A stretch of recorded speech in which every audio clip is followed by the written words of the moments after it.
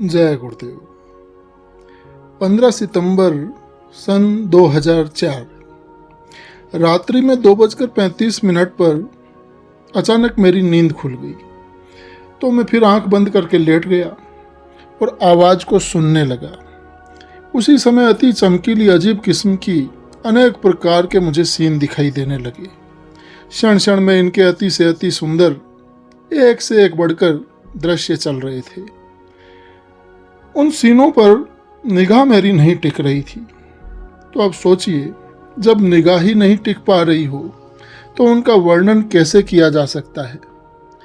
करीब 10 मिनट तक ये सीन चला और फिर आलोप हो गया, और मैं भी उस आवाज़ को, उस शब्द को जो सिर के बीचों बीच हो रहा था, उसे सुनते सुनते सो गया।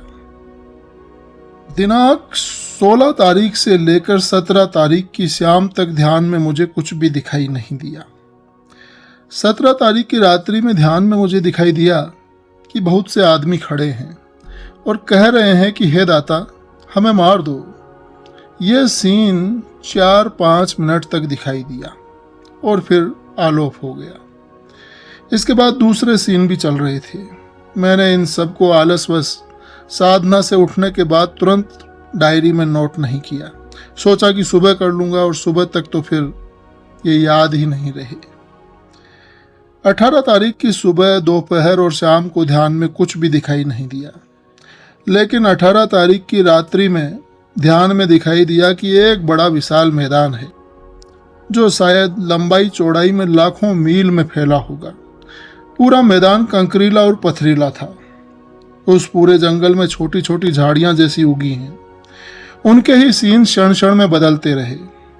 फिर उनके सीन आलोप होने के बाद एक लंबा चौड़ा मैदान जो बहुत साफ और सुंदर था, कुछ ही क्षण में वो मैदान हरा भरा हो गया और अति से अति सुंदर फुलवारी नुमा हो गया। इस प्रकार से उन सुंदर फुलवारियों के क्षण क्षण में अनगिनत सीन बदलते रहे।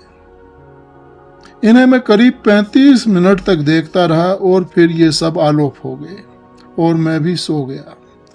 हे दाता, आपकी माया, आपकी लीला अजीब अपरंपार है।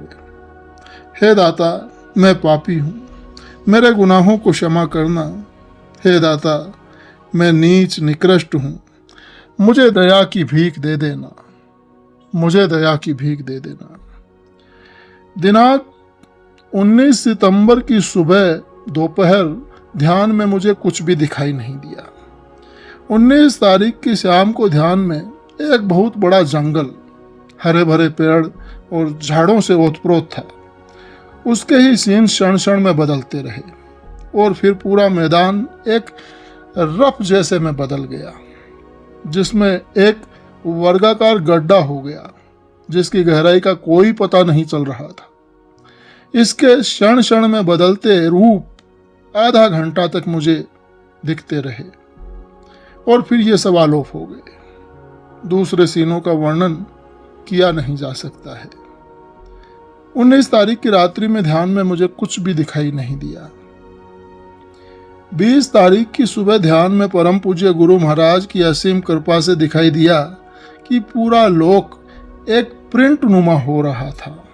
जमीन आसमान कुछ भी दिखाई नहीं दे रहा था, जिसके क्षण क्षण में सीन बदल रहे थे। वे सीन बहुत ही तेजी से बदल रहे थे। उन पर निगाह नहीं ठहर पा रही थी। जिस पर यह प्रिंट था उसका रंग गहरा मटियाला और हल्का काला मालूम दे रहा था।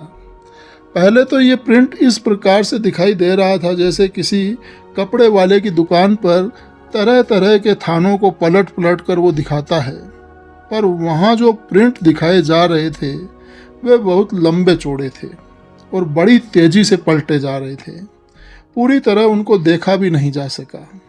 एक से एक सुंदर प्रिंट दिखाए जा रहे थे। प्रिंट के बेल बूटे अत्यंत बारीक और एक से एक बढ़कर डिजाइनदार थे। बहुत तेजी से वे प्रिंट दिखाए जा रहे थे। निगाह नहीं टिक पा रही थी। कौन उन्हें पलट कर दिखा रहा था, कोई दिखाई नहीं दिया। फिर प्रिंट बदलने बंद हो गए और पूरा लोक प्रिंट नुमा हो गया। अब उस पूरे लोक के क्षण क्षण में प्रिंट बदलने लगे। प्रिंट काले रंग में थे। इस खेल को मैं करीब 35 मिनट तक देखता रहा और फिर सब आलोप हो गए। और फिर मैं भजन के लिए कान बंद करके बैठ गया। जो कुछ भी लिखा जा रहा है या लिखा है, यह सब इशारा मात्र है, एक सुई की नोक के बराबर है। धन्य धन्य मेरे परम पूज्य अनामी महाप्रभु। हे दाता, मैं पापी हूँ, मेरे गुनाहों को क्षमा करना। हे दाता, मैं नीच और निकृष्ट हूँ, मुझे दया की भिक्षा दे देना। 20 तारीख की दोपहर और शाम को ध्यान में कुछ भी दिखाई नहीं दिया। 20 तारीख की रात्रि में परम पूज्य गुरु महाराज की असीम दया कृपा से ध्यान में दिखाई दिया कि एक पूरा लोक बड़ी सुंदर हरियाली से ओतप्रोत है। उस समय उन सीनों के अलावा पृथ्वी, आसमान, ये कुछ भी दिखाई नहीं देता है। उस हरियाली के सीन क्षण क्षण में बदलने लगे। छोटी छोटी फुलवारी तो कभी सघन बन जाए, तो कभी ऊपर से नीचे तक बेल लटक जाए, तो कभी बेल आपस में लिपट जाए, तो कभी उन पर सीताफल जैसे फल लग जाए, तो कभी वे बेलें ऊपर से नीचे की तरफ लटक जाएं। ऊपर देखा तो उनका कहीं अंत दिखाई नहीं दे रहा था और न नीचे कोई अंत दिख रहा था। कुछ समय तक क्षण क्षण में अनेकों प्रकार के सीन बदलते रहे। फिर वे फुलवारी और हरियाली के सीन आलोप हो गए। उसके बाद पूरा लोक एक मूंगिया कलर के मखमलनुमा गलीचे जैसे में बदल गया। कहीं जमीन और आसमान दिखाई नहीं दे रहा था। फिर वो पूरे लोक का गलीचा एक गोल परकोटे के रूप में बदल गया। परकोटा बनने के बाद मैं परकोटे में बैठा था और उधर बैठकर परकोटे के अंदर के क्षण क्षण में बदलते सीनों को मैं देखता रहा। जब आंख उलट कर देखा तो सिर पर भी वही सीन चल रहे थे जो सामने चल रहे थे। इन सबको मैं 35 मिनट तक बराबर देखता रहा। फिर वे सब आलोप हो गए और मैं भी उठ गया। इन सबको मैंने परम पूज्य स्वामी जी महाराज की मेहनत, मदद, मेहर और दया से देखा। मेरी इसमें कोई मेहनत नहीं थी। हे गुरु महाराज, हे गुरु महाराज, आप धन्य हैं। गुरु जी की महिमा अपरंपार, क्षण में करावे भव सागर पार। हे दाता, मैं पापी हूँ, मेरे पापों को क्षमा करना। हे दाता, मैं नीच और निकृष्ट हूँ, मुझे दया की भिक्षा दे देना। 21 तारीख से लेकर 24 तारीख तक सुबह, दोपहर, शाम और रात्रि में ध्यान में कुछ भी दिखाई नहीं दिया। 24 तारीख की रात्रि में परम पूज्य गुरु महाराज की असीम कृपा से एक पूरे लोक में भारी काला कीचड़ जैसे कादा उसका आलम था। जैसे यहाँ का सभी कुछ अति भारी बाढ़ से बर्बाद हो गया। जगह जगह गंदे कीचड़ जैसा था। इस गंदगी के भी तरह तरह के क्षण क्षण में सीन बदलते रहे। आंख उलट कर देखा तो ऊपर भी यही आलम था। ऐसे बर्बादी के सीन परम पूज्य गुरु महाराज कई दफा दिखा चुके हैं, न जाने क्यों। उनकी माया को वही जाने। ये तो एक सुई की नोक के बराबर इशारा किया है, क्योंकि काफी देर तक मैं इन सीनों को देखता रहा। हे दाता, आपकी माया अपरंपार है, कोई आपकी माया को जान नहीं सकता। आपकी माया अपरंपार, कोई न जाने आपके एक कण का पार। 25 तारीख से लेकर 26 तारीख की शाम तक ध्यान में कुछ भी दिखाई नहीं दिया।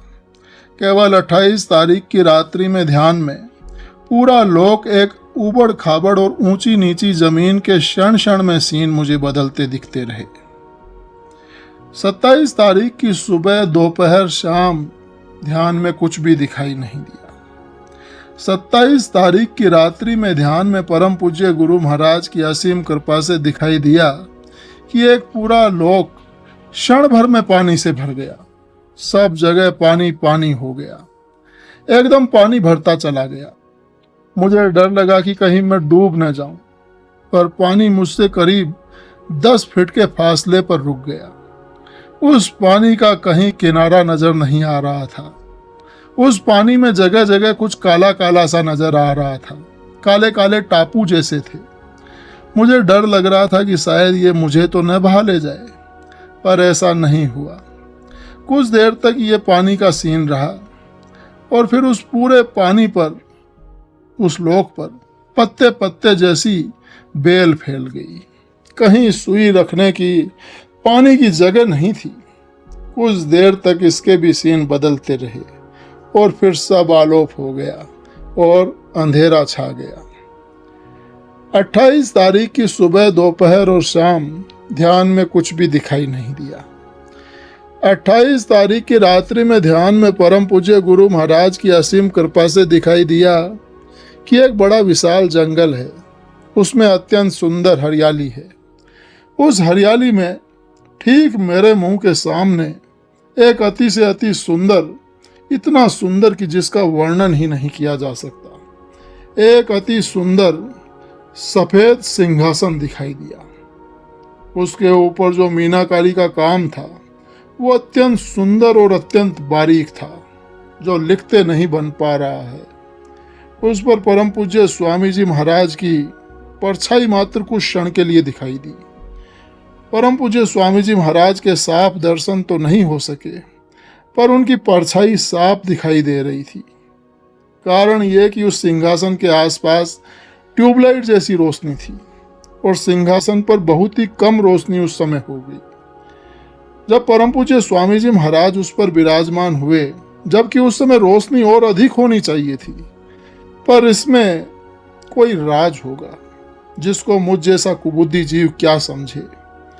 गुरु महाराज की परछाई तो कुछ क्षण रही, पर वो नज़ारा करीब 15 मिनट तक रहा।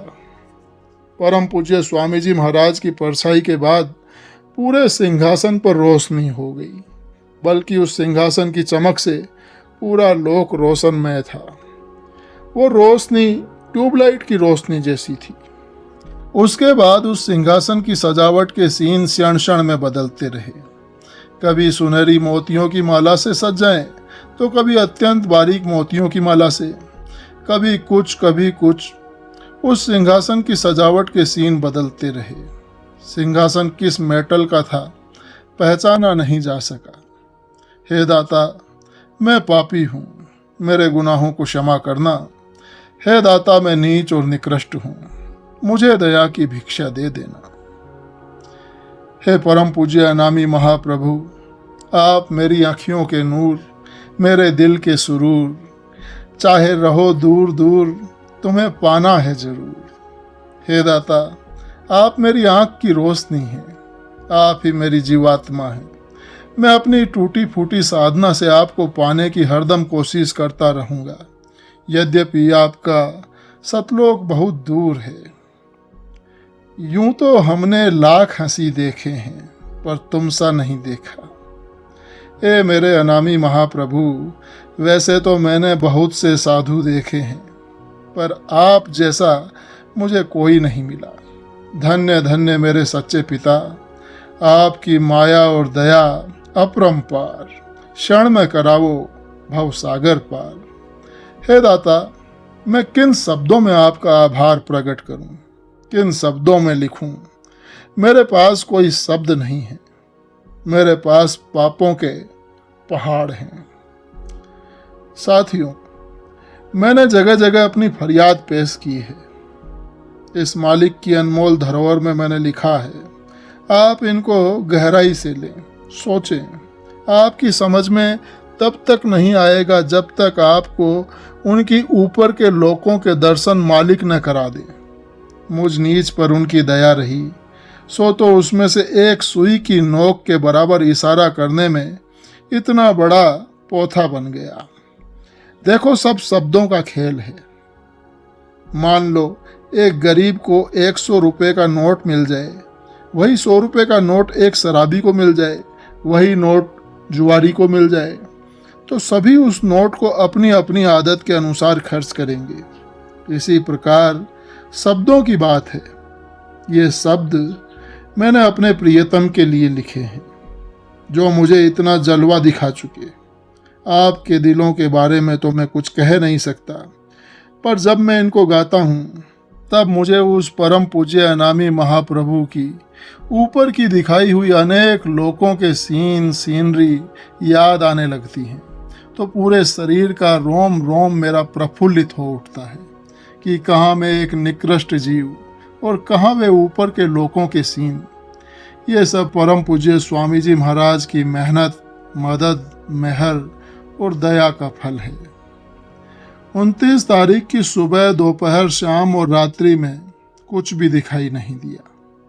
केवल 30 तारीख की शाम को ध्यान में कुछ मिनट के लिए अत्यंत सुंदर सोने से बनी मीनाकारी के क्षण क्षण में बदलते सीन मुझे दिखाई देते रहे। आंख उलटकर देखा तो सिर के ऊपर वृक्षों के सीन थे। वृक्ष शोभायमान हो रहे थे। उन पेड़ों की चोटियां मेरे सिर की तरफ थी और जड़ आसमान की तरफ। उस सोने की मीनाकारी से तमाम लोक रोशन था। बस इतना ही इशारा किया जा सकता है। 30 तारीख की रात्रि में पूरा लोक हरे भरे वृक्षों और फुलवारियों से भरा था और कुछ देर तक उसके ही क्षण क्षण में बदलते सीन दिखाई देते रहे। 1 अक्टूबर से लेकर 3 अक्टूबर तक सुबह, दोपहर, शाम और रात्रि में ध्यान में काफी कोशिशों के बावजूद भी कुछ भी दिखाई नहीं दिया। 4 तारीख की सुबह, दोपहर और रात्रि में ध्यान में कुछ भी दिखाई नहीं दिया। 4 तारीख की शाम को ध्यान में परम पूज्य गुरु महाराज की असीम कृपा से दिखाई दिया कि एक पूरा लोक पतली पतली बारीक बेलों से आच्छादित है। वे बेलें जमीन से आसमान की तरफ गई हुई थी। ऊपर उनका कोई अंत दिखाई नहीं दे रहा था। पहले उन बेलों के क्षण क्षण में सीन बदलते रहे, फिर वो एक परकोटे के रूप में हो गई, जिसका एक रफ स्केच यहाँ दिया है। इसके अलावा और भी सीन चालू थे जिनका वर्णन नहीं किया जा सकता है। 4 तारीख की रात्रि में परम पूज्य गुरु महाराज की असीम मेहनत, मदद, मेहर और दया से, मेरी मेहनत से नहीं, गुरु महाराज की दया से, ध्यान में दिखाई दिया कि एक पूरा लोक उबड़ खाबड़ लकड़ी आदि चीजों से भरा था।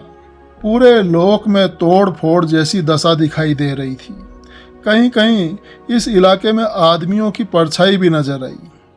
एक दफा 3-4 आदमियों के नाचते आदमियों की परछाई नजर आई। कुछ मिनट बाद वे सब आलोप हो गए और पूरा लोक एक मूंगिया कलर के मखमल से भर गया। उस समय भी उसका कोई शुरू और अंत नहीं दिखाई दे रहा था।